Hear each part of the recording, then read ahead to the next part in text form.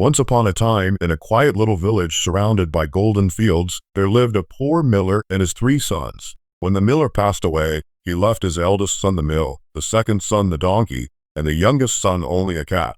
The youngest, named Thomas, sighed in disappointment. "What will I do with a cat?" he murmured sadly. But this was no ordinary cat. With a twinkle in his bright green eyes and a proud flick of his tail, the cat spoke. "Do not be sad, my master. Get me a pair of fine boots and a small bag, and I shall make you rich beyond your dreams." Thomas was shocked, but something in the cat's confident voice made him believe. He sold his last few coins to buy a shiny pair of leather boots, and from that day forward, the cat became known as Puss in Boots. Clever, brave, and full of tricks, Puss in Boots went deep into the forest where wild rabbits and plump partridges ran freely. With quick wit, he set clever traps and caught the fattest game. Carrying them proudly in his bag, he marched straight to the royal castle. "Your Majesty," said Puss with a bow, "my master, the noble Marquis of Carabas, sends these gifts to honor you." The king, surprised but pleased, accepted the offerings. Each week, Puss brought more gifts, always in the name of the mysterious Marquis. Soon, the king spoke of the Marquis at his royal feasts, and the princess herself began to dream of meeting him. Back at home, Thomas could hardly believe the stories his cat told him. "Marquis of Carabas? That's me?" he asked enough. Puss grinned. "Indeed, my good master. Soon everyone in the kingdom will know your name." One sunny morning, Puss in Boots learned that the king and his daughter were taking a ride along the riverside. He rushed to his master.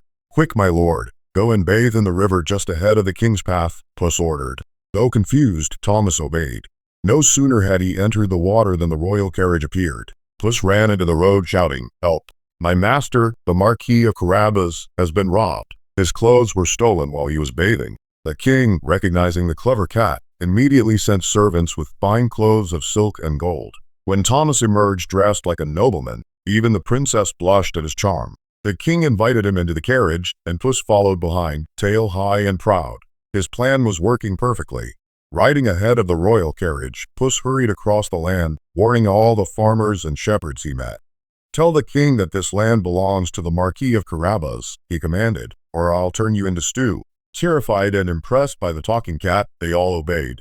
At last, Puss reached a grand castle owned by a fearsome ogre, the richest and most powerful creature in the land. "Good day, mighty ogre," said Puss politely. "I've heard you can turn yourself into any animal. Is it true?" The ogre roared with pride and changed into a lion. Puss trembled but clapped his paws. "Marvelous, but I bet you can't turn into something small, say a mouse." Angry to be challenged, the ogre instantly transformed into a tiny mouse. In a flash, Puss leapt forward and swallowed the mouse whole. The castle was his. When the royal carriage arrived, Puss stood at the gates of the grand castle. "Welcome, your majesty, to the home of my master, the noble Marquis of Carabas," he announced proudly. The king was amazed by the wealth, the servants, and the beauty of the castle. "My dear Marquis," he said, smiling warmly, "you are a man of great fortune and good heart. You shall marry my daughter and live happily ever after." Thomas bowed deeply, glancing at his faithful cat, who winked in return. The wedding was grand, filled with laughter, music, and joy, and at the center of it all sat Puss in Boots, feasting on roasted chicken and milk, purring with satisfaction. From that day onward, Puss lived as a lord among men, clever, loyal, and legendary. And so, the tale of the epic adventures of Puss in Boots became a story told across kingdoms, of a cat who turned rags into riches through wit, courage, and charm.